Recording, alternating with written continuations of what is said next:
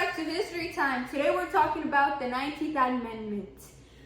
The one that finally gave women the right to vote. Took long enough, right? Oh, yeah.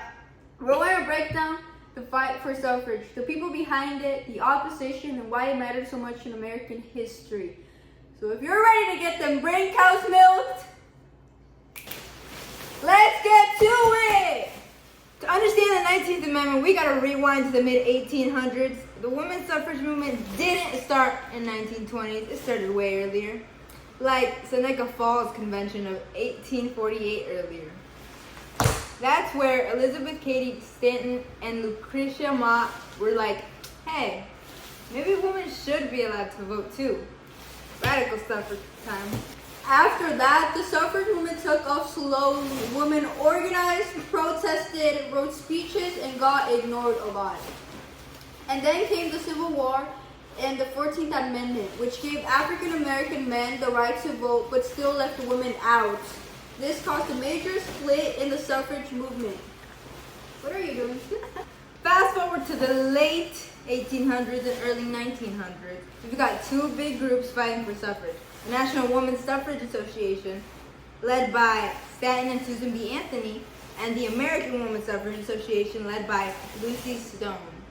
Eventually, they merged into one big force, the National American Women's Suffrage Association, or NAWSA for short. NASA.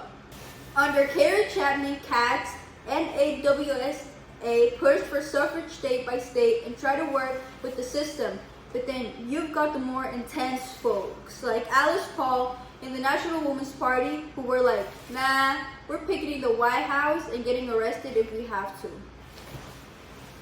And that's exactly what they did. During World War I, these women stood outside the White House with signs saying stuff like, democracy should begin at home. That took guts. So why did women finally get the vote in 1920?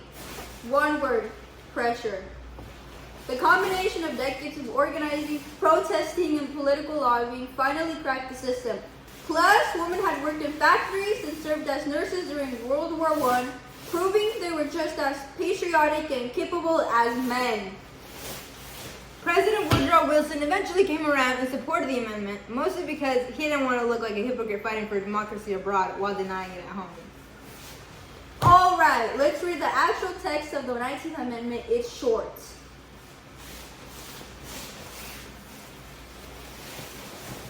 Okay. The right of citizens of the United States to vote shall not be denied or abridged by the United States or by any state on account of sex.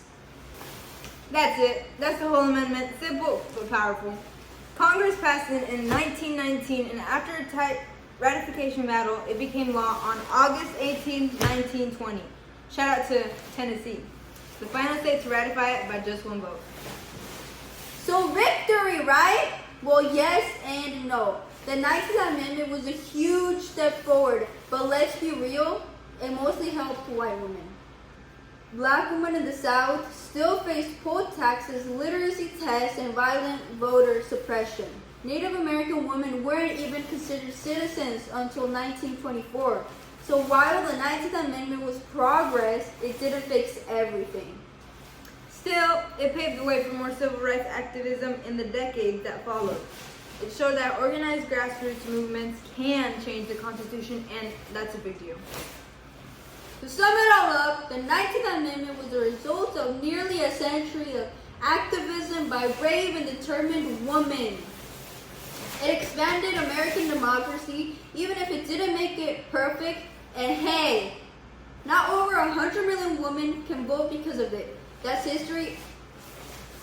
That matters. Thanks for watching, and if you enjoyed this, don't forget to give us your vote for the viewer's choice. Catch you in the next episode of American History Time.